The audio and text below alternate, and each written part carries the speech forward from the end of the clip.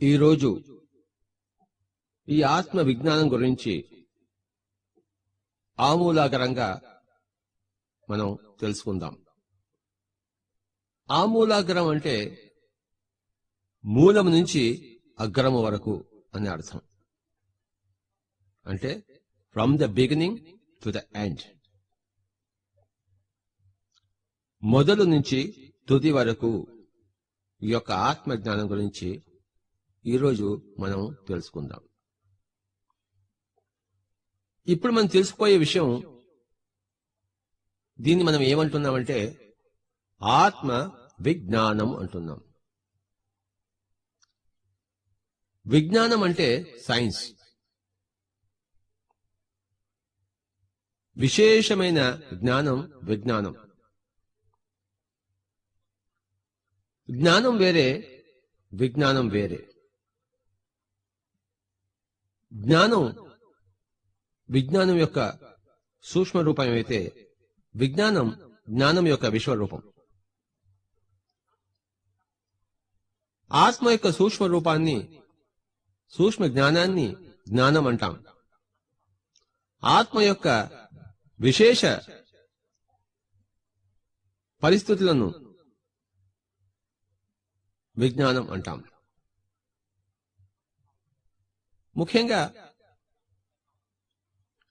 నేను శరీరాన్ని కాదు ఆత్మను అని ఎవరైతే అనుభవపూర్వకంగా తెలుసుకుంటారో వాళ్ళు జ్ఞాని అనబడతారు, ఆత్మ జ్ఞాని అనబడతారు. ఎవరికైతే ఈ యొక్క అనుభవం లేదో, ఈ యొక్క సత్యం తెలియదో, ఎవరైతే ఈ దేహమే నేను అని అనుకుంటున్నారో వాళ్ళంతా ఆత్మజ్ఞానులు కారు, ఆత్మజ్ఞానం లేనివారు, అజ్ఞానులు అంటాం. ఈ యొక్క ఆధ్యాత్మిక పరిభాషలో జ్ఞాని అంటే ఆత్మజ్ఞాని అన్నమాట, అజ్ఞాని అంటే ఆత్మజ్ఞానం లేనివాడనమాట. అంతేగాని ప్రాపంచిక జ్ఞానము ఇక్కడ ప్రస్తుతింపబడటం లేదు. గొప్ప సంగీత పండితులు కావచ్చు, సంస్కృత పండితులు కావచ్చు, ప్రైమ్ మినిస్టర్ కావచ్చు, బిల్ క్లింటన్ కావచ్చు, వాళ్ళకి ఆత్మ జ్ఞానం లేతే వాళ్ళని మనం అజ్ఞాని అంటాం. అది వాళ్ళని దూషించినట్టు కాదు, కించపరిచినట్టు కాదు, అదొక డెఫినేషన్. సంగీతం రాని వాళ్ళని వాడికి సంగీతం రాదు అని ఎలా అంటాము, కుంటి వాళ్ళని వాడు కుంటివాడు అని ఎలా అంటాము, గురుటి వాళ్ళని వాడు గురుటివాడు ఎలా అంటాము, ఆత్మజ్ఞానం లేని వాళ్ళని, ఆత్మని అనుభవించని వాళ్ళని, తెలుసుకోలేని వాళ్ళని వాళ్ళని ఏమంటామంటే అజ్ఞానులు అంటాం. కనుక గుర్తుంచుకోండి, ఎవరైతే ధ్యానం చేసి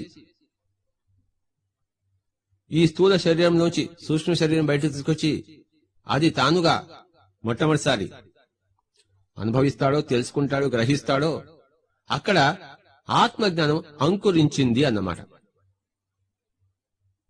అంతకుముందు లేనిది ఇప్పుడు అవతరించింది అన్నమాట. ఒకానొక మనిషికి సంగీతం రాదు, వెళ్తాడు సంగీత గురువు దగ్గరికి వెళ్ళి, నేను సంగీతం నేర్చుకోవాలంటే రా నాయన నేర్చుకో, ఫస్ట్ సాపాసాలు పట్టు అంటారు. స ప స సా ప స, దీంతో మొదలవుతుంది సంగీతం. ఆ తర్వాత సరి గమ పద ని సా ని ద ప మ గ రి స, సప్త స్వరాలు వస్తాయి. మెల్లిమెల్లిగా రోజు అభ్యాసంతో సంగీతం నేర్చుకుంటాడు. కొన్ని రోజులకి అతను సంగీతజ్ఞుడు అవుతాడు. అలాగే ఎవరైతే ఆత్మజ్ఞులు కాదలుచుకున్నారో, అంటే ఆత్మజ్ఞానం సంపాదించడానికి ఉత్సాహపడతారో వాళ్ళు కూడా గురువు గారి దగ్గరికి వెళ్ళి, అంటే ఆత్మజ్ఞుల దగ్గరికి వెళ్ళి, స్వామీజీ లేతే సార్ అందాం మోడర్న్ గా అయితే, స్వామీజీ అనేది బాలేదు కానీ సార్ మాకు ఆత్మజ్ఞానం కావాలి, మరి నేర్పించండి అంటే ఓకే, సాపాసాలు పట్టు నాయనా, అలా కూర్చో, చేతిలో చేయి పెట్టు, కాళ్ళలో కాళ్ళు పెట్టు, నోరు మూసేసుకో, కళ్ళు మూసుకో, శ్వాస మీద ధ్యాస పెట్టు, నీ మనసు చిత్తవృత్తి రహితమవుతుంది. అప్పుడు అపారమైన శక్తి వస్తుంది. దానివల్ల దివ్య చక్షువు తెరుచుకుంటుంది, మూడవ కన్ను తెరుచుకుంటుంది అని చెప్తాడు. ఇది అభ్యాసం చేయని చెప్తాడు. మెల్లిమెల్లిగా అభ్యాసం చేస్తుంటే రకరకాల దివ్య దృశ్యాలు కనబడ్డము, దివ్య చక్షువు తెరుచుకోవడము, సూక్ష్మ శరీరం స్థూల శరీరం నుంచి విడిపడ్డము, ఇవన్నీ కూడాను అనుభవాలుగా వస్తాయి. అవి వచ్చినప్పుడు వాటిని ఏమంటామంటే, ఓహో తెలుసుకుంటాడు మొట్టమొదటిసారి, అరే నేను ఈ దివ్య చక్షువునే, కేవలం చర్మచక్షువులే కాదు, నేను ఈ సూక్ష్మ శరీరమే, కేవలం స్థూల శరీరమే కాదు, ఈ యొక్క స్థూల ప్రపంచమే కాదు, ఎన్నో లోకాలు ఉన్నాయి, ప్రపంచాలు ఉన్నాయి అని మొట్టమొదటిసారి ఎప్పుడైతే ఈ అనుభవాల ద్వారా ఒకానొక విశిష్టమైన జ్ఞానం వచ్చిందో ఆత్మ గురించి, అప్పుడేమంటామంటే అలాంటి వాళ్ళని ఆత్మజ్ఞానులు అంటాం. అంటే ఇంకా పాలు పెరుగు అయిపోయిందనమాట.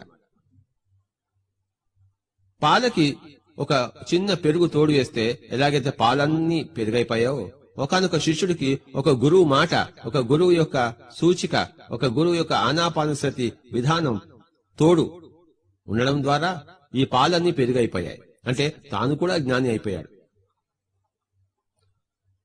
అక్కడ ఆత్మజ్ఞానం అంకురించింది. ఒకానొక ఆత్మకు ఆత్మజ్ఞానం అంకురించింది. అంతవరకు ఆ ఆత్మకు ఆత్మజ్ఞానం లేదు. ఎన్నో జన్మలెత్తాడు, కాని ఆత్మజ్ఞానం అంకురించలేదు. దేహజ్ఞానమే ఉంది. నేను ఫలానా నల్లగా ఉన్నాను, ఫలానా తెల్లగా ఉన్నాను, నాకు 20 ఏళ్లు, నాకు 30 ఏళ్లు, నేను ఈ ఆడ, నేను ఈ మగ అని ఈ విధంగానే జీవించాడు గాని నేను ఆత్మను అని జీవించలేదు. కనుక ఎన్నో జన్మల తర్వాత మనిషికి ఈ యొక్క ఆత్మజ్ఞానం అలవడుతుంది. దీన్నే కృష్ణుడు ఏం చెప్పాడంటే, మనుష్యాణం సహస్రేషు కశ్చిత్ యతతి సిద్ధయే యతతామపి సిద్ధానాం కశ్చిన్ మాం వేత్తి తత్వతః. వేల కొద్ది మనుషుల్లో కొంతమంది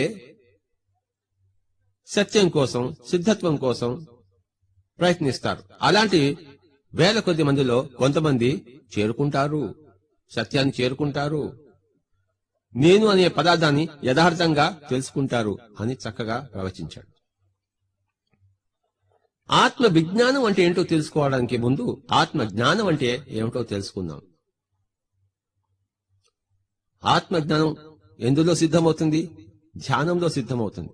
ధ్యానం దేంట్లో సిద్ధమవుతుంది? ఆనాపానసతి అభ్యాసంలో సిద్ధమవుతుంది. ఆనాపానసతి అంటే శ్వాస మీద ధ్యాస.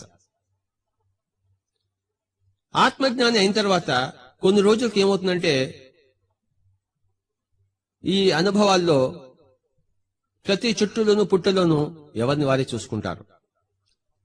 తానే సూర్యుడై వెలుగుతాడు, సూర్యుడే తానే వెలుగుతాడు, సకల సృష్టి తానే అని తెలుసుకుంటాడు అనుభవపూర్వకంగా. ఎప్పుడైతే మొత్తం ఉన్నదంతా లేనిదంతా అంతా నేనే అని ఎవరైతే తెలుసుకుంటారో అంటే అది అక్కడ ప్రజ్ఞానం వచ్చిందనమాట. జ్ఞానము పెరిగిపోయి ప్రజ్ఞానం వచ్చింది.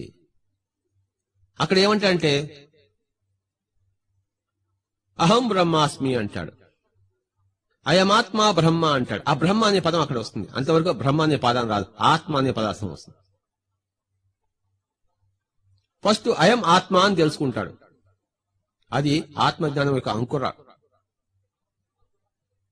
కొన్ని రోజులకి అయం ఆత్మ బ్రహ్మ అని తెలుసుకుంటాడు. ఈ ఆత్మ అదే సర్వత్రా ఉంది, నేనే సర్వాత్మను. అజ్ఞానపు దశ నేనొక జీవుడను అంటాడు. జ్ఞానపు దశ నేనొక జీవాత్మను అంటాడు. ఇంకా ప్రజ్ఞానపు దశ నేను పరమాత్మను అంటాడు. చూశారా? అజ్ఞానపు దశ వేరే, జ్ఞానపు దశ వేరే, ప్రజ్ఞానపు దశ వేరే. అజ్ఞానంలో నేను ఈ దేహాన్ని, నేను ఫలానా తల్లిదండ్రుల కుమారుణ్ణి, నేను భారతదేశవాసిని, నేను పాకిస్తాన్ దేశవాసిని, నేను ఆడ, నేను మగ అని తన జీవత్వాన్ని అంటే దేహత్వాన్ని తనకు తాను అనుసంధించుకుంటాడు. కానీ ధ్యానం చేసిన తర్వాత, ధ్యాన అనుభవాలు సేకరించిన తర్వాత ప్రప్రథమంగా అయం ఆత్మా అంటాడు. నేనెవరు? నేను ఆత్మను అంటాడు. చూశారా? నేను దేహము అనే స్థితి నుంచి నేను ఆత్మను అనే స్థితికి రావడం, అజ్ఞానం నుంచి జ్ఞానం రావడం. నేను ఆత్మను అన్న స్థితి నుంచి నేను సర్వాత్మను, నేను పూర్ణాత్మను, నేను పరమాత్మను అన్న స్థితికి ఎదగడం ప్రజ్ఞానం స్థితి. ఆత్మ జ్ఞానం వేరే, ఆత్మ ప్రజ్ఞానం వేరే. జ్ఞానము బీజమైతే ప్రజ్ఞానము చక్కటి మొక్క, ఎదిగిన మొక్క. వృక్షము కాదు, మొక్క. మరి వృక్షం ఏదంటే దాన్ని విజ్ఞానము అంటాం. ఆత్మ విజ్ఞానము ఆత్మ జ్ఞానం యొక్క పరాకాష్ఠ. అంటే అది మహావృక్షమైంది. అయితే అది కూడా అనంతం. ఆత్మ జ్ఞానము అంతం, ప్రజ్ఞానము అంతం, ఆత్మ విజ్ఞానం అనంతం. బీజము బీజ దశ అంతం. కొన్ని రోజులు బీజం పోయి మొలక వస్తుంది. ఆ మొలక కూడాను కొన్ని రోజులు మొలకగా మారిపోతుంది, వృక్షం వచ్చేస్తుంది. అంటే మొలక దశ కూడా అంతమే. వృక్షము ఆ దశ ఎప్పటికీ అలానే ఉంటుంది. వృక్ష దశ అనంతం. ఆత్మ విజ్ఞానం అనంతం. అది చిలువలు పలువలుగా సాగిపోతూనే ఉంటుంది. ఎంత తెలుసుకున్నా ఇంకా తెలుసుకోవాల్సి ఉంటూనే ఉంటుంది. కానీ ఆత్మ జ్ఞానము అంటే నేను దేహం కాదు ఆత్మను అన్న స్థితి నుంచి పైకి వెళ్ళిపోయినప్పుడు, ఎలాగైతే బాల్య దశ నుంచి మనం యవన దశ వచ్చినప్పుడు బాల్య దశ అంతమైందో, యవన దశ నుంచి ప్రౌఢ దశకు వచ్చినప్పుడు ప్రౌఢ దశ అంతమైందో, ప్రౌఢ దశ నుంచి మరి వార్ధక్య దశ వచ్చినప్పుడు ఆ ప్రౌఢ దశ అంతమయ్యిందో, అలాగే బీజ దశ నుంచి అంకురం దశ మొలక దశ వచ్చినప్పుడు బీజం అంతమైంది. అంటే జ్ఞానము వచ్చినప్పుడు అజ్ఞానం అంతమైంది, ప్రజ్ఞానం వచ్చినప్పుడు జ్ఞానం అంతమైంది, విజ్ఞానం వచ్చినప్పుడు ప్రజ్ఞానం అంతమైంది. ఎక్కడ స్థితమవుతాము?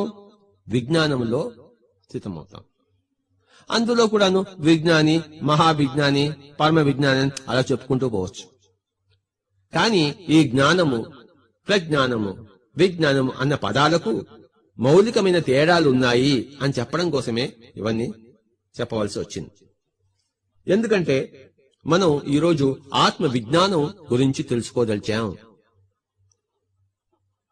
ఆత్మ విజ్ఞానం అనేది ప్రజ్ఞానం కన్నా పైమెట్టు, ప్రజ్ఞానం జ్ఞానం కన్నా పైమెట్టు, జ్ఞానం అజ్ఞానం కన్నా పైమెట్టు,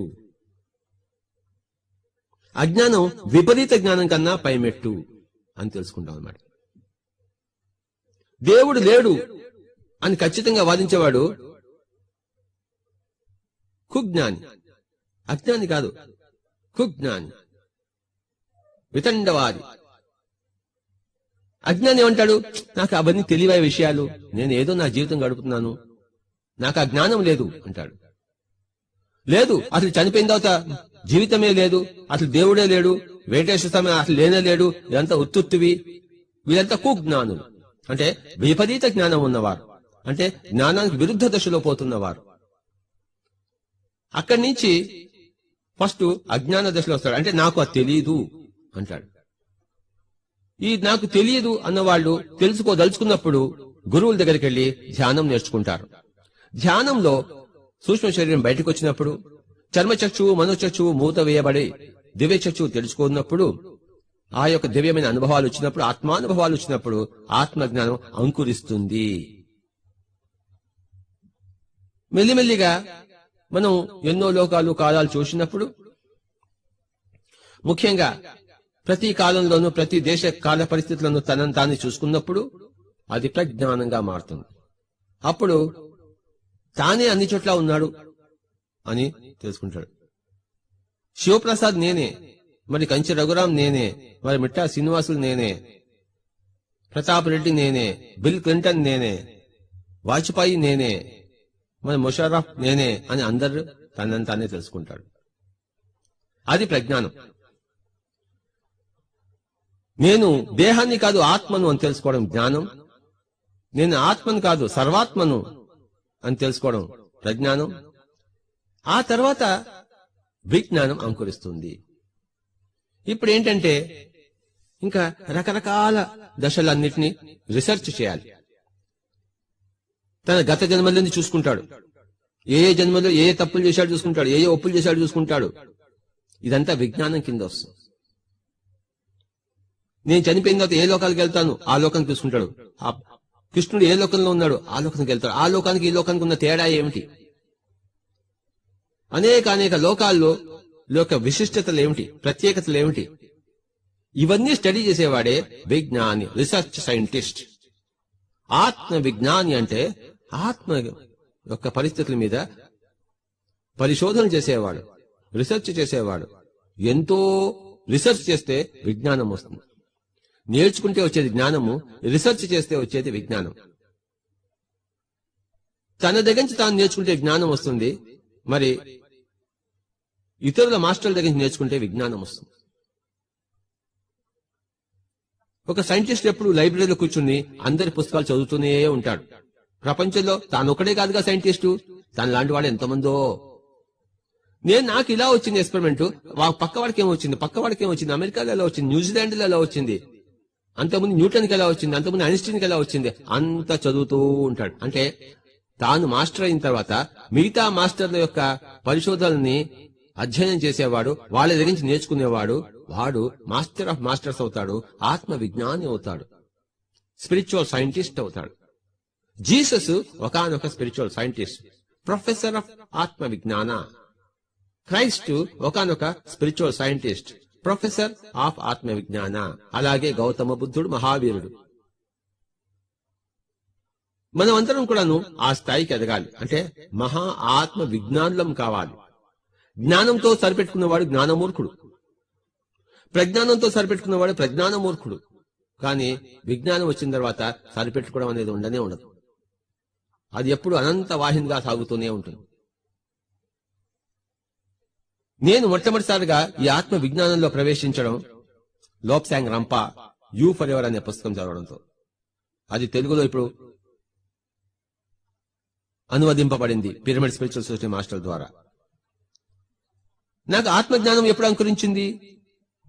1976లో అంకురించింది. అంటే ఫలానా మా మిత్రుడు శ్రీ రామచంద్రారెడ్డి గారితో సంపర్కం ద్వారా, ఆయన యొక్క ధ్యాన అనుభవాలు వినడం ద్వారా. అప్పుడు ఆయన అనంతపురంలో ఉండేవాడు, నేను కర్నూలులో ఉండేవాడిని. ఆయన అనంతపూర్లో ధ్యానం చేసి కర్నూలులో ఫోన్ చేసి, నీ షర్ట్ ఇలా ఉంది, నువ్వు ప్యాంట్ ఇలా ఉంది, ఇంతమంది ఇప్పుడు నీ రూమ్ లో ఉన్నారు అని ఫోన్లో చెప్తే, అరే ఎలా చెప్పాడని చెప్పేసి నాకు అప్పుడు ఆత్మజ్ఞానం అంకురించింది 1976లో. 79లో ఆత్మ విజ్ఞానం అంకురించింది. ఈ మధ్యలోనే నాకు ప్రజ్ఞానం ఎప్పుడో వచ్చేసింది. అంటే అంతా నేనే ఎప్పుడో తెలుసుకున్నాను. కానీ 79లో ఆత్మ విజ్ఞానం ఒక రూపురేఖలు తెలిసాయి లోప్సాంగ్ రంపా ద్వారా. లోప్సాంగ్ రంపా అఖండమైన ఆత్మ విజ్ఞాని. ఆత్మ జ్ఞాని కాదు, ఆత్మ ప్రజ్ఞాని కాదు, ఆత్మ విజ్ఞాని.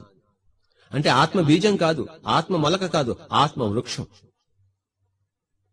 అలాగే ఒక ఎన్నిపిసెంట్ ఆత్మ వృక్షం, ఒక లెడ్బెటర్ ఆత్మ వృక్షం, ఒక రిచార్డ్ బాక్, ఒక బార్బరాన్ బ్రెన్నెన్, వీళ్ళంతా ఆత్మ వృక్షాలు. బీజ సమాన జ్ఞానుల పుస్తకాలు ఉన్నాయి, మొలక సమాన ప్రజ్ఞాన పుస్తకాలు ఉన్నాయి, మరి వృక్ష సమాన విజ్ఞాన పుస్తకాలు ఉన్నాయి. మొట్టమంచి నేను విజ్ఞానమే అర్థించాను, అందులోనే అభ్యాసం చేయించాను, అందరినీ అందులోనే అభ్యాసం చేయిస్తున్నాను. ఆత్మ జ్ఞానులకి ఆత్మ విజ్ఞానులు అంతుపట్టరు, ప్రజ్ఞానులకి అంతుపట్టరు. మరొక విజ్ఞానికే ఒక విజ్ఞాన్ని అంతుబట్టేది. కనుక అజ్ఞానికి జ్ఞానికి ఎంత తేడా ఉందో జ్ఞానికి విజ్ఞానికి అంతే తేడా ఉంది. పిరమిడ్ స్పిరిచువల్ సొసైటీ మాస్టర్లందరూ కూడాను ఆత్మ విజ్ఞానాభిలాషులు, ఆత్మ విజ్ఞాన విద్యార్థులు, ఆత్మ విజ్ఞాన నిష్ణాతులు, అనేక లోకాలు తిరిగిన వాళ్ళు, అనేక కాలాలను సంబంధించిన వారు, తమ జన్మ పరంపరలో ఆఖరి జన్మలో ఉన్నవారు ఆత్మ విజ్ఞానులు. భగవద్గీతలో కృష్ణుడు అంటాడు, ఆ బ్రహ్మ భువనాల్లోక పునరావర్తినోచిన మా ముపేచితు కౌంతేయ పునర్జన్మన విద్యతే. అంటే ఉన్న భువన లోకాల్లో నువ్వు బ్రహ్మలోకం చేరినా మళ్ళీ తిరిగి పుడతావు, కానీ నేనున్న స్థితికి చేరితే నువ్వు పుట్టవు. అంటే బ్రహ్మలోకం చేరినా పుట్టడం ఏమిటి అంటే, బ్రహ్మలోకం అంటే తపోలోకం. తపోలోకంలో జ్ఞానం అంకురిస్తుంది. సత్యలోకంలో జ్ఞానం విశ్వరూపం దాల్చుతుంది, విజ్ఞానంగా రూపుమారుతుంది. అందుకే జ్ఞానం నీకు వచ్చినా నీకు లాభం లేదు నాయనా. తపోలోకం చేరినా తిరిగి పుట్టాల్సిందే. సత్యలోకం చేరితే గాని నువ్వు తిరిగి పుట్టవు. తపోలోకంలో జ్ఞానం అంకురిస్తుంది. అంతకుముందున్న మహాలోకంలో అంటే విశుద్ధ చక్రంలో జ్ఞానానికి అర్హత లభిస్తుంది. విశుద్ధ చక్రం అనేది మనిషి తన గత జన్మదానిలో ఉన్న చెడు పనుల అన్ని కూడాను పరిహారం చేసిన తర్వాత నాడీ మండలం శుద్ధం అయిపోయినప్పుడు ఆ చక్రాన్ని, ఆ స్థితిని ఏమంటారంటే విశుద్ధ చక్రం అంటాం. అక్కడి నుంచి 6వ చక్రానికి వెళ్ళినప్పుడు అంటే దివ్య చక్షువు తెలుసుకున్నప్పుడు, దివ్య లోకాలను అనుభవించినప్పుడు అప్పుడు వాళ్ళని జ్ఞాని అంటాం. అక్కడే ఆగిపోతే జ్ఞానమూర్ఖుడు. తనను తాను ప్యూరిఫై చేసుకునే ధ్యానంలో మరి దివ్య చక్షును ఉత్తేజింపజేసుకోకుండా కేవలం నాడీ మండల శుద్ధిలోనే ఉండేవాళ్ళని యోగమూర్ఖులు అంటారు. అలాగే కింద మెట్టులో అనాహత చక్ర మూర్ఖులు ఉన్నారు, అంటే వేదాంత మూర్ఖులు. కేవలం పుస్తక పరంగా నేను శరీరాన్ని కాదు, పుస్తక పరంగా నేను ఆత్మను, పుస్తక పరంగా నేను బ్రహ్మను, అహం బ్రహ్మాస్మి అని వల్లవేసేవారు వేదాంతులు. వీళ్ళు అక్కడే ఆగిపోతే వేదాంత మూర్ఖులుగా ఉంటారు. అంటే అనాహత చక్ర మూర్ఖులు, అక్కడలోనే ఆ చక్రంలోనే గిరిగిరా కొట్టుకుంటున్నవారు. ధ్యానం చేస్తూ నాడీ మండలం చేస్తూ జ్ఞానం దివ్య చక్షును ఉత్తేజింప చేసుకునే వారు యోగమూర్ఖులు. యోగి అంటే మైండ్ ని కంట్రోల్ చేసుకున్నవాడు.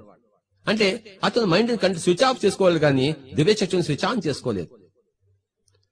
యదృశ్యం తన్నిశ్యం అనే వేదాంత యొక్క అజ్ఞాన సూత్రం పట్టుకుని దివ్య చక్షు యొక్క అనుభవాలు వస్తున్నా వాటిని త్రోసిపుచ్చి మళ్లీ మళ్లీ మైండ్ ని ఖాళీగా ఉంచడానికి ప్రయత్నిస్తున్నాడు, కానీ ఆ దివ్య చక్షు ద్వారా దివ్య అనుభవాన్ని పొందడానికి ఆయన సుముఖుడుగా లేడు.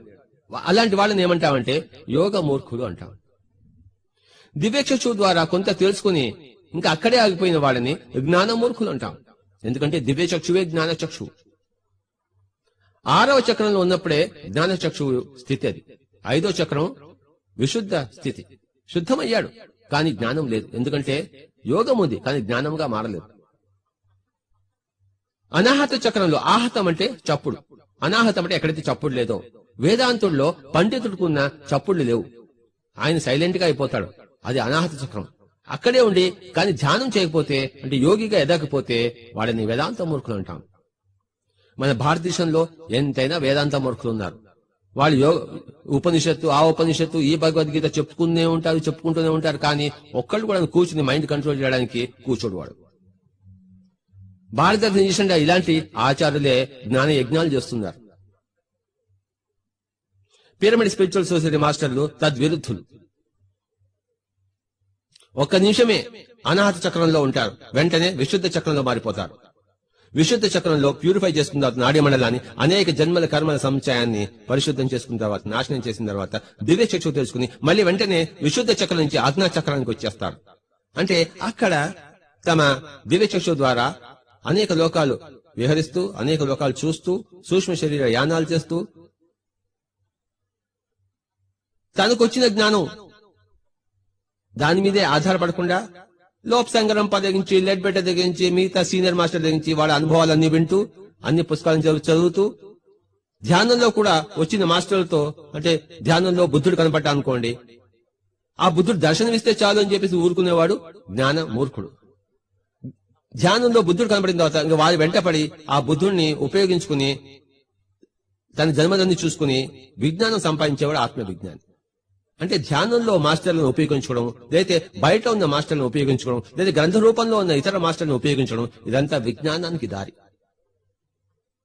కేవలం నేను ధ్యానంలో మైండ్ కంట్రోల్ అయిపోయింది, బుద్ధుడు దర్శనం ఇచ్చాడు, మరి కల్కి భగవాన్ దర్శనం ఇచ్చాడు అంటే ఆ జ్ఞానమే నీకు. దర్శనమిస్తే తర్వాత వాళ్ళని పట్టుకుని పీడించాలి.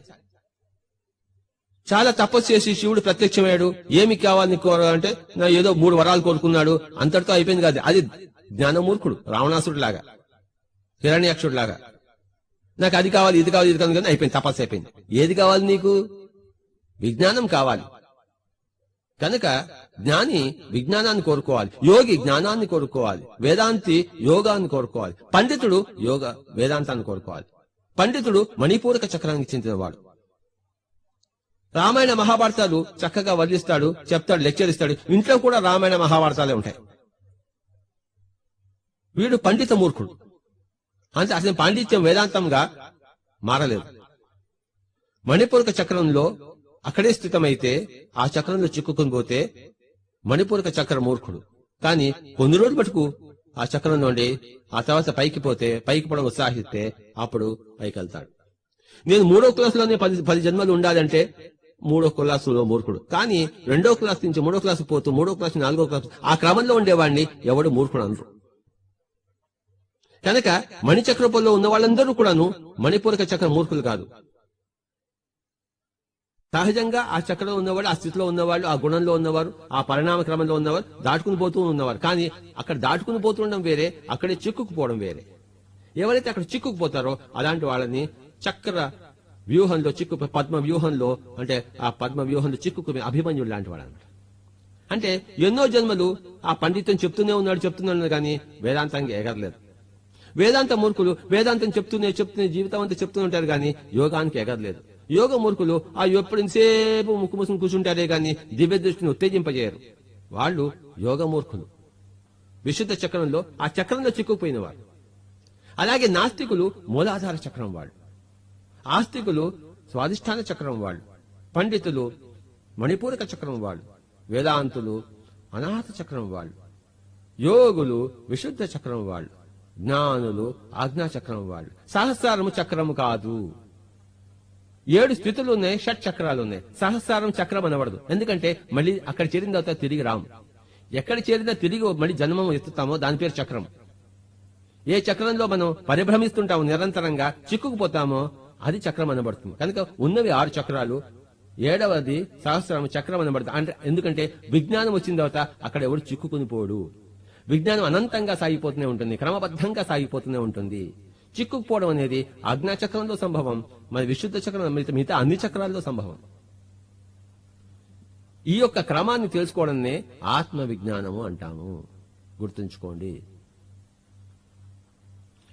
నాస్తికులు మూలాధార చక్రాన్ని తెలుస్తున్నారు. అంటే మూలము ప్లస్ ఆధారము ఈజ్ ఈక్వల్ టు మూలాధారం. అంటే వాళ్ళు ఏమంటారు, మాకు ఆధారం చూపించాడా, మా కంటికి చూపించవయ్యా అంటారన్నమాట.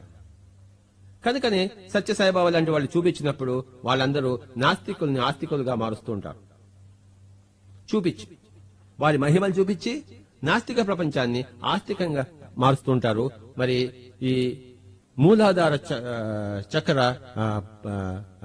ప్రవీణులు, చక్రవర్తులు, మరి సత్యసాయిబాబా లాంటి వాళ్ళు అక్కడ ప్రజలను మహిమాన్వితులుగా చేస్తున్నారు. అక్కడ వాళ్ళ కార్యక్రమం ఉంది. తర్వాత ఆస్తికులు పండితులుగా మారాలి అంటే ఇంకా పుస్తకాలు చదవడం మొదలుపెట్టాలి.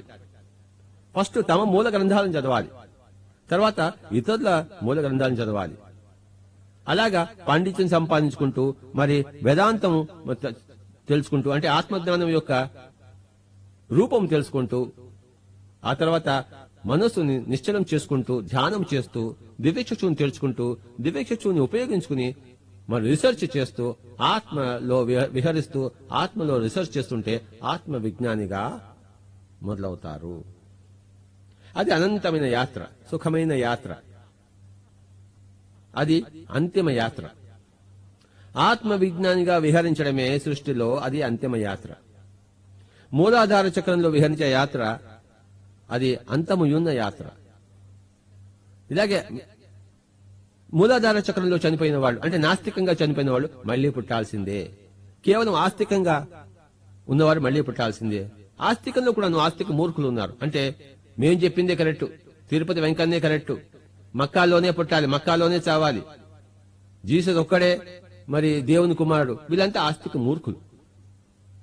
ఆస్తికత మంచిది, ఆస్తికత మూర్ఖత మంచిది కాదు. అలాగే పండితులు అన్ని శ్లోకాలు వదిలేస్తారు, కానీ వాళ్ళు పేరు ప్రతిష్టలకు పోతారు. కానీ వాళ్ళు తెలుసుకున్న జ్ఞానాన్ని ప్రాక్టీస్ చేయడానికి హెచ్చరించారు. తర్వాత వచ్చేది కనుక పండితుడు మణిపూరక పండితులుగానే ఉండిపోదలుచుకున్నవాడు, అంతకన్నా ఎగరడానికి ఇష్టపడినవాడు, వాడు మణిపూరక చక్రంలో చిక్కుకున్నవాడు, ఆ చక్రంలో ఇరుక్కున్నవాడు, ఆ చక్రం మూర్ఖుడు. కనుక గుర్తుంచుకోండి, మణిపూరకం అంటే మణితో పూరింపబడ్డవాడు, కానీ లోపల మణి కాదు.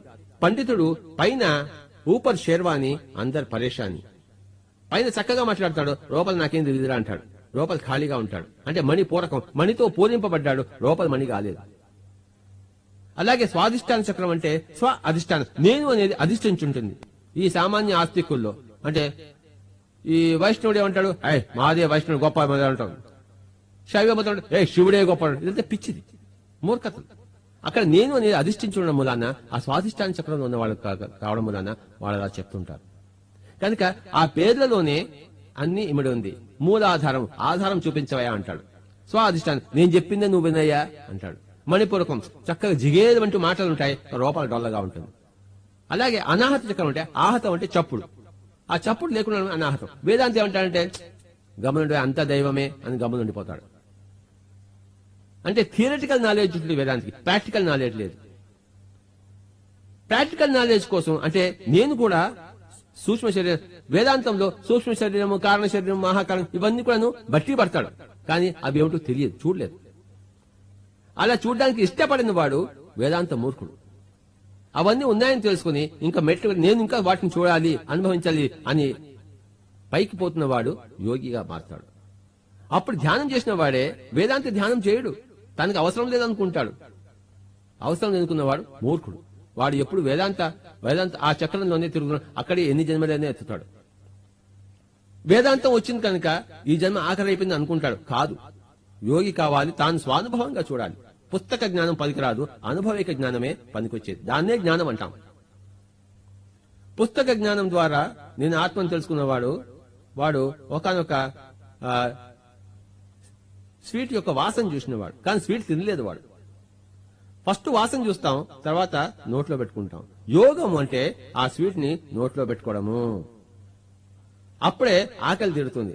ధ్యానం ద్వారానే వాడు విశుద్ధుడవుతాడు, శుద్ధుడవుతాడు. అంటే అనేక జన్మల సంచితమైన చెడు కర్మలన్నీ ప్రక్షాళన చేయబడతాయి. అంటే ధ్యానం ద్వారా, ఆనాపానసతి అభ్యాసం ద్వారా.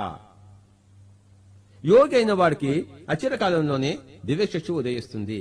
కానీ ఇంకా పూర్వపు వాసనలుంటే, వేదాంత వాసనలుంటే అక్కడ యదృశ్యం తన్నిశ్యం అని చెప్పాడు కనుక అవన్నిటిని ధ్యానంలో అనుభవాలు ఉండవు, అదంతా నీ ఊహలు కల్పనలు అని వచ్చినా కూడాను వాడు త్రోసివేసేస్తుంటాడు. అలాగే అప్పుడు ఆ యోగి జ్ఞాని కాలేడు. యోగిగానే అక్కడే ఆ చక్రంలోనే ఇరుక్కుపోయి ఉంటాడు. ఆ చక్రాన్ని తట్టుకుని పైకి రాలేకపోతాడు. కానీ పిరమిడ్ మాస్టర్ యొక్క సహచర్యంతో, పిరమిడ్ స్పిరిచువల్ సొసైటీస్ యొక్క ఆ పుస్తకాలతో, లేకపోతే థియోసాఫికల్ సొసైటీ యొక్క పుస్తకాలతో, ఇంకా బార్బరా బ్రెన్నను, రిచార్డ్ బాకు, క్యాస్నడా ఇలాంటి వారి సహకారాల పుస్తకాలతో యోగం నుంచి జ్ఞానానికి ఎదుగుతాడు. అంటే యోగము అంటే మనసు కంట్రోల్ అనేది, చిత్తవృత్తి నిరోధం అనేది దివ్య చక్షువు యొక్క ఉత్తేజితానికి దారి తీయాలి. అక్కడ మన గమ్యం ఉంది అని తెలుసుకునేవాడే 5వ చక్రంలో చిక్కుకోనివాడు, 6వ చక్రానికి ఎదిగినవాడు. కానీ దివ్య చక్షుని ఉపయోగించుకుని కొంత జ్ఞానం సంపాదించినా, జ్ఞానం అంకురించినా, ఆ జ్ఞానము ప్రజ్ఞానము విజ్ఞానముగా మారకపోతే ఆ జ్ఞానం మూర్ఖులనబడతాడు. 6వ చక్రంలో స్థితమైపోయిన వాడు ని బ్రహ్మలోకవాసి అంటారు. కానీ బ్రహ్మలోకవాసి అయినా తిరిగి పుట్టాల్సిందే అని కృష్ణుడు భగవద్గీత ఎంత చక్కగా చెప్పాడు. ఆ బ్రహ్మ భువనాల్లోక పునరావర్తినోర్చున మా ముపేచితు కౌంతేయ పునర్జన్మన విద్యతే. అంటే భువనలోకాల్లో అంటే సృష్టిలో ఉన్న లోకాల్లో బ్రహ్మలోకం చేరిన ఆ బ్రహ్మ భువనాల్లోక పునరావర్తినోర్చున మళ్లీ పుట్టాల్సిందే. నువ్వు 6వ చక్రానికి దివ్య చక్షును సంతరించుకున్నా, నీకు కొన్ని అనుభవాలున్నా అది మాత్రం సరిపోదు. జ్ఞానం బీజ మాత్రంగా ఉన్నా, అంకుర మాత్రంగా ఉన్నా సరిపోదు. మళ్లీ తిరిగి పుట్టాల్సిందే.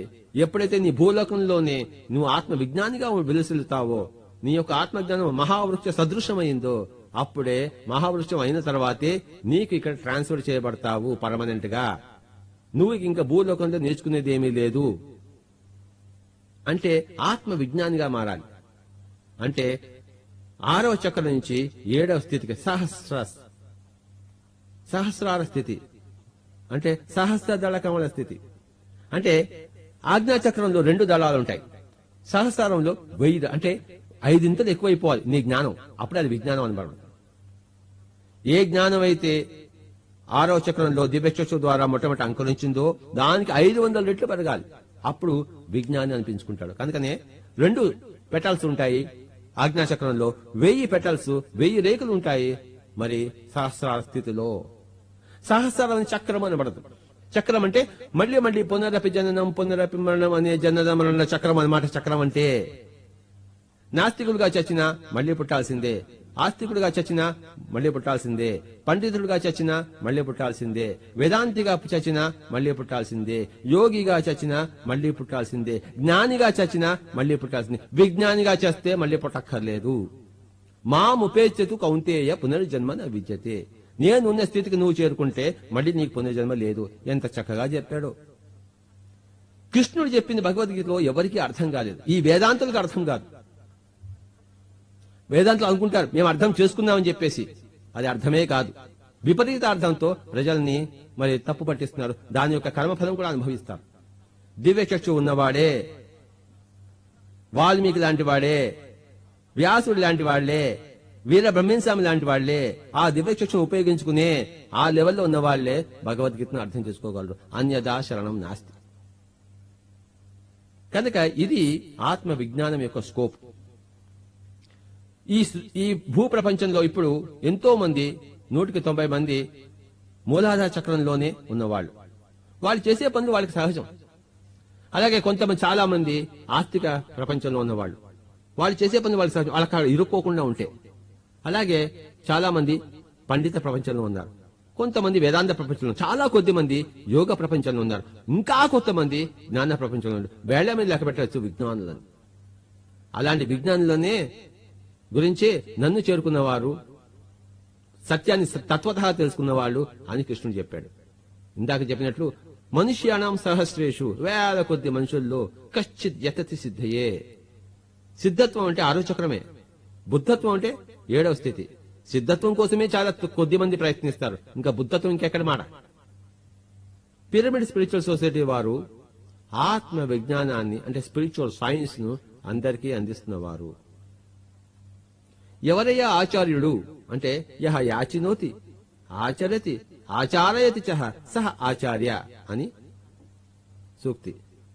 యహ యాచినోతి అంటే ఎవడైతే యాచిస్తాడో, ఆచరతి ఆచరిస్తాడో, ఆచారయతి అంటే ఆచరింపజేస్తాడో వాడిని ఆచార్యుడు అంటారు. కనుక పిరమిడ్ సొసైటీ మాస్టర్స్ దేన్ని యాచిస్తారు? ఆత్మ జ్ఞానాన్ని కాదు, చాలా తక్కువ వాళ్ళకది. ప్రజ్ఞానాన్ని కాదు, అది తక్కువే, ఆత్మ విజ్ఞానాన్ని యాచిస్తారు. దేన్ని ఆచరిస్తారు? ఆత్మ విజ్ఞానాన్ని ఆచరిస్తారు. దేన్ని ప్రవచిస్తారు? దేన్ని ప్రబోధిస్తారు? దేన్ని ప్రచారం చేస్తారు? దేన్ని ఆచరింపజేస్తారు? ఆత్మ విజ్ఞానాన్ని. అదే పిరమిడ్ స్పిరిచువల్ సొసైటీస్ మాస్టర్స్ యొక్క విశేషమైన స్థితి. ఎవరైనా ఆత్మజ్ఞానం చెప్తుంటే మన పిరమిడ్ మాస్టర్కి రుచించదు, ఎందుకంటే అది కిండర్ గార్టెన్ స్టఫ్ లా అనిపిస్తుంది. కరెక్టే, అది ఏబిసిడి. ఆత్మ విజ్ఞానం XYZ లో ఉంది కనుక ఏబిసిడి నుంచి మరి ఎంఎన్ఓపి నుంచి ఏబిసిడి ఆత్మజ్ఞానం అయితే, ఎంఎన్ఓపి ప్రజ్ఞానం అయితే XYZ ఆత్మ విజ్ఞానం అన్నమాట. ఇది ఆత్మ విజ్ఞానం అన్నదాని ఒకానొక స్కోప్. కనుక ఆత్మజ్ఞాని అయినవాడు తనకు తెలిసింది అందరినీ బోధించడానికి మొదలుపెట్టాలి. ఎప్పుడైతే మనం బోధిస్తామో అప్పుడు మనకి మన సబ్జెక్టే ఎక్కువగా అవగతం అవుతూ ఉంటుంది. దీన్ని ఏమంటారంటే teaching is the best way of learning అంటారు. ఎందుకంటే ఎవరైతే ఆత్మజ్ఞానం వచ్చేసిందో వాడు మిగతా వాళ్ళందరినీ జ్ఞానంగా చేయడానికి మొదలు పెడుతూ ఉంటే, టీచర్ అన్నవాడు ఎంతో రీసెర్చ్ చేయాలి కనుక, అన్ని పుస్తకాలు చదవాలి కనుక, ఎప్పటికప్పుడు తన టీచింగ్ అప్డేట్ చేసుకోవాలి కనుక, లేతే కొత్త కొత్త విద్యార్థులు ప్రశ్నలు ఇస్తే దానికి సమాధానాలు చెప్పలేడు కనుక, ఆ రీసెర్చ్ లో ఉండాలి కనుక, ఆ టీచింగ్ అనేది, ఆ యొక్క బోధన అనేది అతన్ని ప్రేరేపిస్తుంది రీసెర్చ్ కి, విజ్ఞానాన్ని సంపాదించడం కోసం. కనుక టీచింగ్ చేయాలి. ఎప్పుడైతే బోధకుడుగా మారుతాడో అప్పుడు బుద్ధుడుగా మారుతాడు. ఆత్మజ్ఞాని తన శత్రువులను చంపుకున్నప్పుడు అజ్ఞానాన్ని సంహరించినప్పుడు, అరిహంత్ అయినప్పుడు బోధకుడుగా మారాలి. బోధకుడు అంటే బోధిసత్వుడు. బోధకుడుగా మారిన వాడే, అంటే బోధిసత్వుడు అయిన వాడే చివరికి పరిపక్వ జ్ఞాని అయి, విజ్ఞాని అయి, బుద్ధుడుగా మారతాడు. బోధకుడుగా కాకుండా ఎవడు బుద్ధుడు కాలేడు. కనుక సాధకుడు మరి సాధించిన తర్వాత బోధకుడుగా మారాలి. బోధకుడుగా మారిన తర్వాతే అతను సత్వర కాలంలో బుద్ధుడిగా మారతాడు, మహావిజ్ఞానిగా వెలుసులుతాడు. ఈ జన్మ ఆఖరి జన్మ అవుతుంది. బోధిసత్వుడిగా ఎన్నో జన్మలు ఎత్తాడు బుద్ధుడు అంతకుముందు. కానీ బుద్ధుడిగా అయిన తర్వాతే తన జన్మ పరంపరను ముగించుకున్నాడు. బోధిసత్వుడు అంటే ఆత్మజ్ఞానాన్ని బోధించేవాడు. బోధన ద్వారానే మన జ్ఞానము, మన ప్రజ్ఞ స్థితమవుతుంది. మన ప్రజ్ఞ విజ్ఞానంగా మారుతుంది. ప్రజ్ఞానము విజ్ఞానంగా మారుతుంది. కనుక పిరమిడ్ స్పిరిచువల్ సొసైటీ మాస్టర్లందరూ ఒక్క రోజులో నేర్చుకుని 2 రోజుల నుంచి అందరికీ బోధన మొదలు పెడతారు. అంటే వాడు ఎలాంటి స్థితిలో ఉన్నారో ఎవరైనా గమనించవచ్చు. ఏం బోధిస్తారు? 2 ఉన్నాయి బోధించడానికి. హింస చూడో, హంస పకడో. హింసను వదిలిపెట్టేయండి, హంసను పట్టుకోండి. హింస అంటే ఈ యొక్క మాంసం తినరాదు. హంస అంటే శ్వాస మీద ధ్యాస, ఆనాపానసతి. ఎప్పుడైతే ఇవి 2 బోధిస్తామో వాళ్ళు కూడా వాళ్ళ నాడీ మండలి శుద్ధి చేసుకుని, వాళ్ళ దివ్యశక్తిని ఉత్తేజింపజేసుకుని సకల రోగాల నుంచి విముక్తి అయి వాళ్ళు కూడా జ్ఞాన భూమికలు విహరిస్తున్నప్పుడు ఆ ఆనందమే బోధిసత్వులకు ఆహారం. తద్వారా అందరి అనుభవాలు వింటూ, తాము అనేక పుస్తకాలు చదువుతూ, స్వాధ్యాయ సజ్జన సాంగత్యాల ద్వారా మరి విజ్ఞానము అంతరిస్తుంది. ధ్యాన పరాకాష్ఠ ద్వారా, స్వాధ్యాయ పరాకాష్ఠ ద్వారా, సజ్జన సాంగత్య పరాకాష్ఠ ద్వారానే విజ్ఞానము అంత వస్తుంది. కేవలం ధ్యానం ద్వారా, స్వల్ప స్వాధ్యాయం ద్వారా, స్వల్ప సజ్జన సాంగత్యం ద్వారా ఆత్మజ్ఞానం స్థితిలో ఉంటాం గాని ఆత్మజ్ఞానము విజ్ఞానంగా మారదు.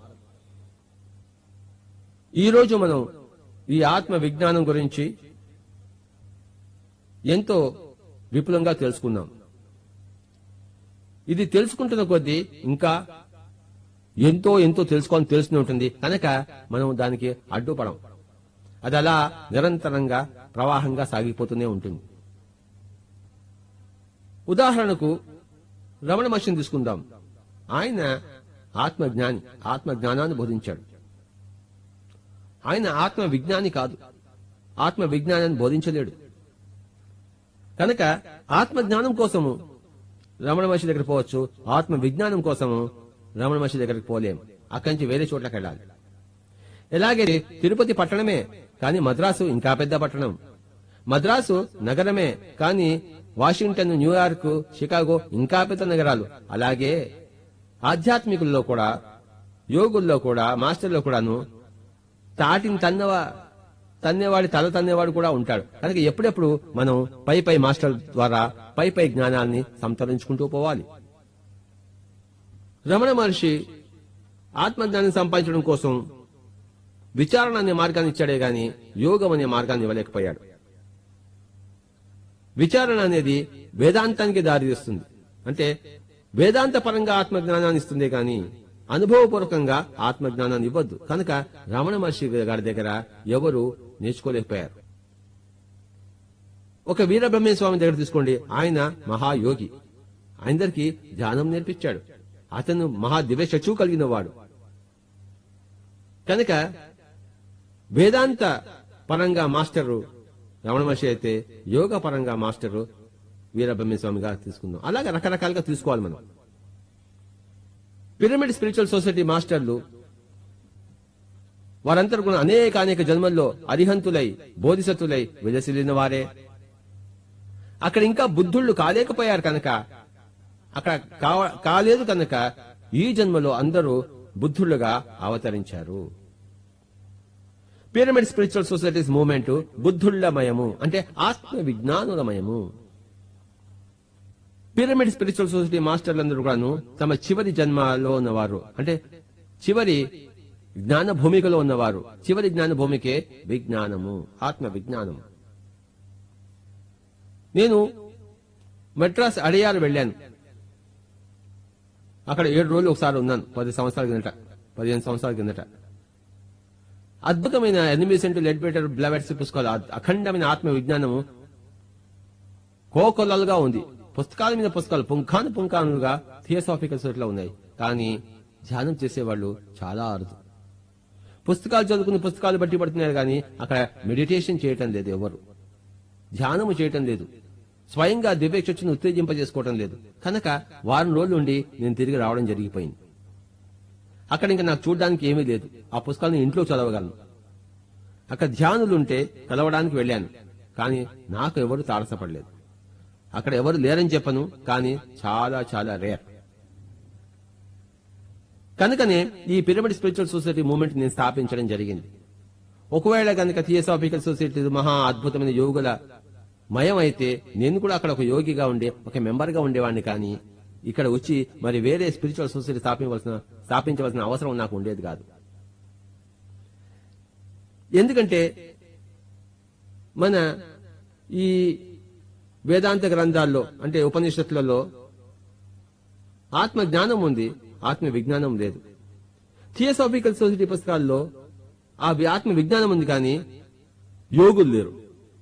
పుస్తకాలైతే ఉన్నాయి, అన్నిబెదిరిన మహాయోగి, లెడ్ బెటర్ మహాయోగి, కానీ ప్రస్తుతం ఉన్నవాళ్ళు ఎవరు మహాయోగులు కాదు. యోగులు కూడా కావడానికి ఇష్టపడటం లేదు. వాళ్ళు ఆ పుస్తకాలు చదివి సంతోషిస్తున్నారు. వాళ్ళు కూడాను తదుపరి జన్మల్లో యోగం చేయాల్సిందే, దివ్యచక్షును ఉత్తేజింపజేసుకోవాల్సిందే, అనుభవైక జ్ఞానాన్ని సంపాదించుకోవాల్సిందే. అప్పుడు వాళ్ళు గతంలో నేర్చుకునే విజ్ఞానం అంతా అప్పుడు వెంటనే ఉపయోగపడుతుంది. కనుక ప్రపంచంలో రకరకాల మనుషులు ఉన్నారు. మొట్టమొదటి జన్మలో తీసుకున్న వాళ్ళని ఏమంటామంటే మనం వాళ్ళని బేబీ సోల్స్ అంటాం, అంటే శైశవాత్మలు అంటాం. కొన్ని జన్మలైన తర్వాత ఈ శైశవాత్మలు బాలాత్మలు అవుతాయి. అంటే ఫస్ట్ ఇన్ఫెంట్ సోల్స్ అంటాము, తర్వాత బేబీ సోల్స్ అంటాం, తర్వాత యంగ్ సోల్స్ అంటాం, యువాత్మలు. కొన్ని జన్మల తర్వాత మెచ్యూర్డ్ సోల్స్ అంటాం, ప్రౌఢాత్మలు. ఇంకా కొన్ని జన్మల తర్వాత ఓల్డ్ సోల్స్ అంటాం, అంటే వృద్ధాత్మలు. మనిషి ఓల్డ్ సోల్ అయిన తర్వాతే ఆత్మజ్ఞానం అంకురిస్తుంది. ఇన్ఫెంట్ సోల్ అంటే మూలాధార చక్రంలో ఉన్నవాడు, బేబీ సోల్ అంటే స్వాధిష్టాన చక్రంలో ఉన్నవాడు, యువాత్మ అంటే మణిపూరక చక్రంలో ఉండేవాడు, మెచ్యూర్డ్ సోల్ అంటే అనాహత చక్రంలో ఉండేవాడు, ఓల్డ్ సోల్ అంటే విశుద్ధ చక్రంలో ఉండేవాడు. అలాంటి వాళ్ళకే ఆత్మజ్ఞానం అవసరము. ఓల్డ్ సోల్స్ లో నేనెవరు అన్న విచారణ మొదలవుతుంది, అన్న అశాంతి మొదలవుతుంది, తపన మొదలవుతుంది. అంతవరకు నాకు ఎంత డబ్బు కావాలో అన్న తపన ఉంటుంది. ఇప్పుడు నాకు ఎంత జ్ఞానం కావాలో, నేను ఎవరో తెలుసుకోవాలి అనే తపన మొదలవుతుంది విశుద్ధ చక్రంలో, ఓల్డ్ సోల్ అయినప్పుడు, వృద్ధాత్మ అయినప్పుడు. అలాంటి వాళ్ళకి ట్రాన్సెండెంటల్ సోల్స్ అంటే విముక్తాత్మలు గైడెన్స్ ఇస్తారు. ఎంతో మందిని విముక్తి చేసిన తర్వాత ఈ విముక్తాత్మలే పరమాత్మలుగా మారుతారు, ఇన్ఫినిట్ సోల్స్ గా మారుతారు. కనుక గుర్తుంచుకోండి, ఈ ఆత్మ విజ్ఞానంలో ప్రధానమైన చాప్టర్ ఏంటంటే 7 రకాల ఆత్మలు ఉంటాయి, అంటే ఆత్మస్థితులు ఉంటాయి. ఆత్మలు కాదు, ఆత్మస్థితులు. కోటాను కోట్ల ఆత్మలు, కానీ 7 రకాల ఆత్మస్థితులు. ఫస్ట్ స్థితి ఏంటంటే మూలాధార స్థితి, అంటే దాన్ని అంటే శైశవాత్మ, ఇన్ఫెంట్ సోల్. ఎవరు ఏది చెప్తే వాళ్ళు వింటారు. నన్ను చేపెట్టుకుని నడిపించు అంటుంటారు. ఇస్లాంలో పుడితే నమాజ్ చదువుతుంటారు, హిందువుల్లో పుడుతుంటే గుళ్ళ కడుతుంటారు, కొబ్బరికాయలు కొడుతుంటారు. Infant souls. తర్వాత బేబీ సోల్స్. కొన్ని జన్మ తర్వాత ఈ డిసైబుల్స్ అన్నమాట. అందరినీ గుడికి తీసుకెళ్లేవాళ్ళు, అందరి చేత నమాజ్ చేయించేవాళ్ళు, అందరి దగ్గరికి చర్చిని తీసుకెళ్లేవాళ్ళు. వీళ్ళు బేబీ సోల్స్. వీళ్ళు ఇన్ఫెంట్ సోల్స్ కి లీడర్స్ గా ఉంటారు. తర్వాత గొప్ప గొప్ప మత గురువులు, అద్వైత మత గురువు, ద్వైత మత గురువు, ఇస్లాం గురువు, వాళ్ళు ఉంటారుగా మఠాధిపతులు. వీళ్ళంతా యువాత్మలు. అంటే వీళ్ళంతా కూడాను గొప్ప గొప్ప ప్రవచనాలు ఇస్తుంటారు.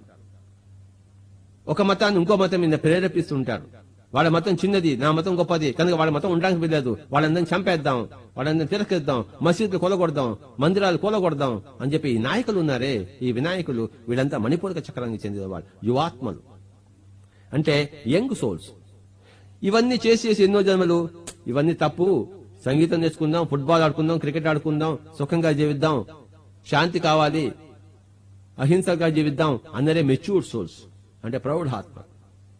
వాళ్ళకి వాళ్ళ దగ్గరికి వెళ్ళి మరి ధ్యానం చెప్తే అవన్నీ ఎందుకయ్యా, ముక్కు ముసుగు కూర్చోడానికి కావాల్సింది, ఏదైనా రోడ్లు వేద్దాం, చెట్లు వేద్దాం అంటారు ఈ యొక్క ప్రౌఢాత్మ. అంటే కర్మయోగంలో ఉంటారు కానీ ధ్యాన యోగంలో జ్ఞాన యోగంలో రాలేరు వాళ్ళు. వాళ్ళకి అది అవసరం లేదు కూడా, అక్కడికే వాళ్ళకి పరిమితం. ఇలా కొన్ని జన్మలు ఎత్తిన తర్వాత, ఎన్నో జన్మలు ఆర్టిస్ట్ గా ఉన్న తర్వాత, క్రీడలు చేసిన తర్వాత, మరి ఈ యొక్క కర్మయోగం చేసిన తర్వాత వాళ్ళు వృద్ధాత్మలు అవుతారు. అక్కడ ఏమవుతుందంటే, ఏమిటి నాకు ఎంత ఉన్నా కూడా నాకు శాంతి లేదేమిటి, అసలు నేను ఎవరిని, పుట్టడం అంటే ఏమిటి, ఈ కృష్ణుడు ఏం చేసి సాధించాడు, వాడిని ఎందుకు నేను పూజించాలి, వాళ్ళలో ఉన్న గొప్పతనం ఏమిటి. యోగులు అంటున్నారు ఈ సత్యసాయిబాబా అవన్నీ తీసిస్తున్నాడు అంటున్నారు. ఎలా తీసిస్తున్నాడు అది నేను తెలుసుకోవాలి, నాకు కావాలి. ఇలాంటి విషయాలతో ఈ ప్రౌఢ దశ నుంచి మన వృద్ధాత్మ దశ చెందినప్పుడు అక్కడ ఆత్మ జ్ఞానాభిలాష దొరుకుతుంది. అలాంటి వాళ్ళకి ఈ ట్రాన్సెండెంటల్ సోల్స్ అంటే విముక్త ఆత్మలు అంటే దివ్యశక్తిని సంపాదించుకుని జ్ఞానులైన వాళ్ళు జ్ఞాన రీతి అంటే ధ్యాన రీతి బోధించినప్పుడు ఆ ధ్యానం ద్వారా ఆ ఓల్డ్ సోల్స్ వృద్ధాత్మలు విముక్త ఆత్మలు అవుతారు. అంటే విశుద్ధ చక్రం నుంచి ఆజ్ఞా చక్రానికి చేరుకుంటారు. తాను విముక్తి సంపాదించుకున్న మిగతా వాళ్ళని విముక్తికి వాళ్ళు కోరుకోకపోతే, దానికి సాధన చేయకపోతే, దానికి పరిశ్రమించకపోతే ఈ విముక్తాత్మలు పరమాత్మలు కాజాలరు. కనుకనే బోధిసత్వుడు దశ ఈ విముక్తాత్మలు అంటే అరిహంతులు బోధిసత్వులు అవుతారు. ఇంకా వాడు చెప్పడం మొదలుపెట్టుతూనే ఉండాలి. కనపడిన ప్రతి వాడికి ఈ జ్ఞాన రీతి, ధ్యాన రీతి, సత్య రీతి అంత చెప్తూనే ఉండాలి. ఎంతో మందిని తయారు చేయగా అప్పుడు వాళ్ళు పరమాత్మలు అవుతారు. One of the best souls అవుతారు, హైయెస్ట్ సోల్స్ అవుతారు. పరమాత్మ అంటే హైయెస్ట్ సోల్స్. ఎంతో మంది పరమాత్మ దశకు చేరారు. శివుడు చేరాడు, పార్వతి చేరింది, మరి బ్లెవస్కీ చేరింది, అన్నిబిసెంట్ చేరింది, లెడ్బెటర్ చేరాడు, రిచర్డ్ బాక్ ఇప్పుడే అక్కడే చేరి ఉన్నాడు. భూలోకంలో పరమాత్మ దశలో ఉన్న వాళ్ళు ఎంతో మంది ఉన్నారు. అయితే ఒకనొక పరమాత్మే ఇంకొక పరమాత్మని అర్థం చేసుకోగలడు, తెలుసుకోగలడు. కనుక ఈ యొక్క పరిణామ క్రమ ఆత్మ యొక్క పరిణామ క్రమమే దాని యొక్క అందచందాలు తెలిసిన వాడే ఆత్మ విజ్ఞాని. చిన్న పసిపాపలు ఉంటారు, వాడు ఎంత ముద్దుగా ఉన్నారో. మరి 7 ఏళ్ల బాలు ఉన్నాడు, వాడు ముద్దుగా ఉన్నాడు. మరి యువకుడు ఉన్నాడు, వాడి చేష్టలు ముద్దుగా ఉన్నాయి. అందరి చేష్టలు ముద్దుగా ఉన్నాయి. కొన్ని గొడవలు అప్పుడప్పుడు వస్తుంటాయి. కనుక అయినా ఎవడు దుష్టుడు కాదు. కనుక అందరూ వారి చేష్టల్లో అద్భుతంగానే ఉన్నారు. అయితే అనేక రకాలైన స్థితులు ఉన్నాయి. శైశవ దశ నుంచి పరమాత్మ దశ వరకు ఇవన్నీ తెలుసుకోవడమే ఆత్మ విజ్ఞానము. పిరమిడ్ స్పిరిచువల్ సొసైటీ మాస్టర్లు నిర్దేశించిన పుస్తకాలన్నీ చదివితే అఖండంగా ఆత్మ విజ్ఞానం చక్కగా సమకూరుతుంది. పిరమిడ్ స్పిరిచువల్ సొసైటీ మాస్టర్ల యొక్క ధ్యానులందరి అనుభవాలు స్వయంగా వింటే అఖండమైన ఆత్మ విజ్ఞానం లభిస్తుంది. మన ధ్యాన పరాకాష్ఠలో దివ్యశక్తిని చక్కగా ఉపయోగించుకుని మన ధ్యానంలో కనబడే మాస్టర్లందరినీ మనం ఉపయోగించుకుంటే అఖండమైన ఆత్మ జ్ఞానం తప్పకుండా లభించి తీరుతుంది. ఈ రోజు ఈ విధంగా ఆత్మ విజ్ఞానం గురించి మనం దాని యొక్క సంపూర్ణ రూపం తెలుసుకున్నాం. మున్ముందు ఇంకా కూడా తెలుసుకుంటాం. ఇది చెప్పినట్టు అనంతంగా సాగిపోతూనే ఉంటుంది. కనుక ఈ దిశలోనే మనం ప్రయాణం సాగిద్దాం. ఈ దిశలోనే మనం ప్రయాణం సాగించాలి. ప్రతి మనిషి ఈ దశకే చేరుకోవాలి. Thank you. మనం మళ్ళీ కలుసుకుందాం.